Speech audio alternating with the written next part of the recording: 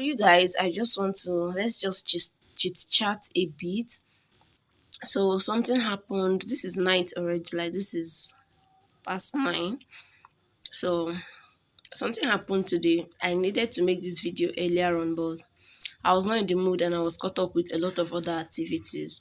So I was supposed to travel today for a work trip. Okay, it's work based. And ordinarily, when this trip came up, the idea came up, I was skeptical because in a way it's going to affect my pocket, but aside that, it's important, it's also going to benefit me, right? And I was just not having it. Like, when you're not in the mood to travel, when you're not really in the mood. And then I don't know, that my instinct just kept telling me, you don't have to, because it's possible for someone else to do it. You don't have to. And that particular night, I stood up to lock my door to sleep. I just remembered one man was like, "You did not even lock your door to sleep." And it's this door, this particular door behind me. So I was like, okay, let me stand up and, lock my door. And I stood up, went to lock the door, even though the door has been giving me little issues, but not that much. And the key broke inside. One. And I was like, what am I supposed to do? Like, the door was giving me a kind of issue that before, there are times I will lock it. If when I unlock it, I will have to touch the key for the door to open. If I just unlock and push, it will not open. Sometimes somebody outside has to push it for me. It's that bad. If I maybe don't use the key to, I don't know how to explain it, but you shall understand what I'm trying to say. And then the key broke inside, and I was like, okay, it's over, no need. Nobody, I can't call anybody this night to open it for me. My friend that stays with me is not around. She went to her sister's place, and there's nobody can open it that can open it to me. And I know it's basically locked, so I can manage it till the next morning. And then it's the next morning I kept calling the carpenter, kept calling my caretaker, but my friend was still not around, and my neighbors cannot hear me from inside. So mind you, I set up my alarm for 7 hours, and I was meant to travel at least by 8. And once it's past 1, that travel is over. Like, there's nothing again I can do. And I stayed inside the house. I called my mom, told my mom what was going on, told her I have to stay inside here till my caretaker at least picks up or my friend comes back. And that morning, before I even called my mom, I went to I finished bathing, even got ready to travel. But then I know I was going to fix the door at least before I travel, but I know it will not take time. And my back door, like the back door, the door that leads to the back side of the house, I went to open it to spray my towel outside. And you know what? Tried to unlock the door and the key broke inside.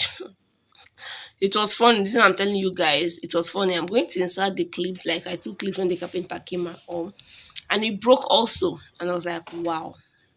And see, sometimes when I want to say something, I want to say the Holy Spirit or God, but people see it as cliche, but it's reality. And the Holy Spirit was like, how again do you want me to tell you to pull off your clothes, fix your door, and stay in your house? And I was like, this is work trip. What am I going to say? What's going to be my excuse? Even though I'd sent messages of what was going on at the time already. And definitely there was going to be a replacement. Like, everything was fine. Not like if I don't go, somebody would die or something would go wrong. No.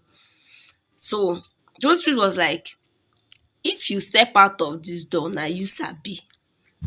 And then that one broke, and I could not even open it to spray my towel. And then I kept trying my caretaker's number. And you know what?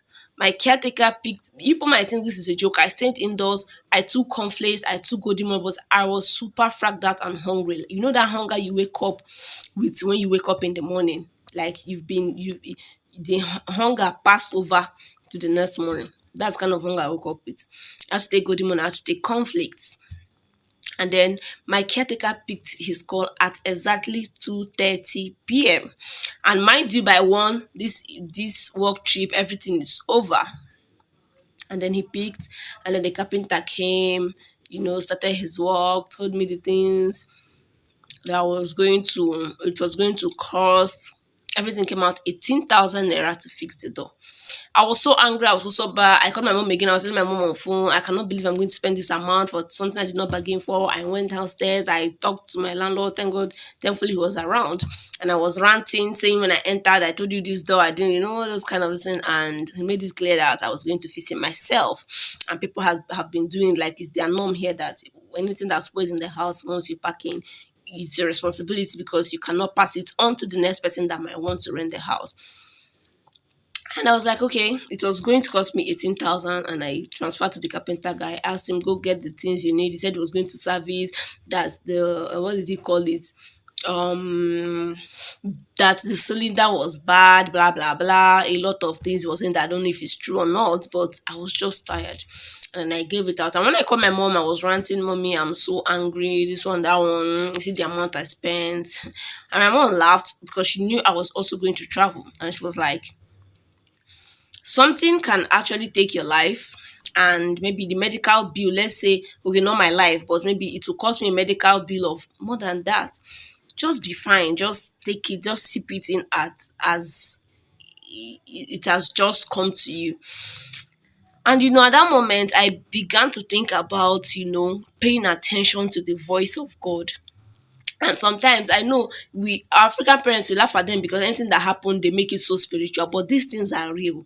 Because who knows how will my boat does, like the boat route that I can take to make my movement, just went bad. And I knew it that, like, I knew my name that it was not just because the door wanted to go bad. And the rest is history because this is work based. I'm not going to talk about what happened later on. It's more personal, it's not something I can put out social media, but I am grateful that I didn't go for that work trip. Like, I am so grateful. So this is just like, encouraging us to sometimes don't be too carnal that spiritual things pass you by. I could just have woken up, broke the door, just do one or two things, or just like do careless things and just still walk away. But I took my time, paid attention, and was able to hear when the Holy Spirit was talking to me. Like, I was able to discern that, okay, I need to take some steps back.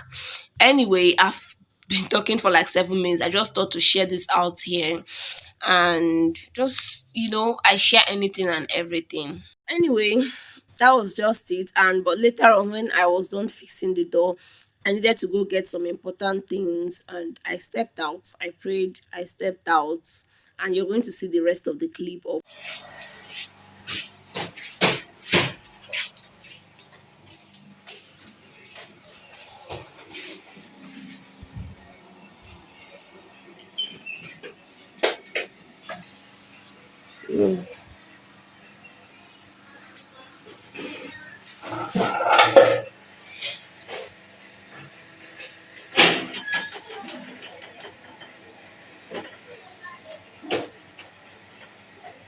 I think say you go comot this one totally. I go remove am na, but as dis skin never comot for im body, no go fit come out.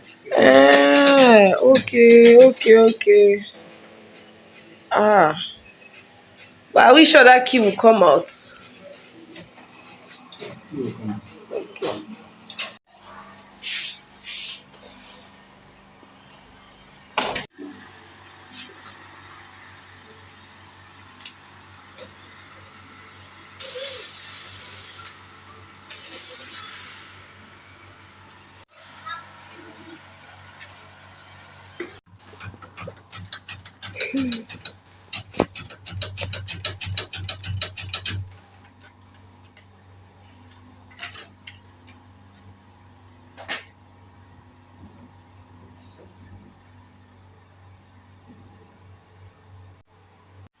Thank you so much.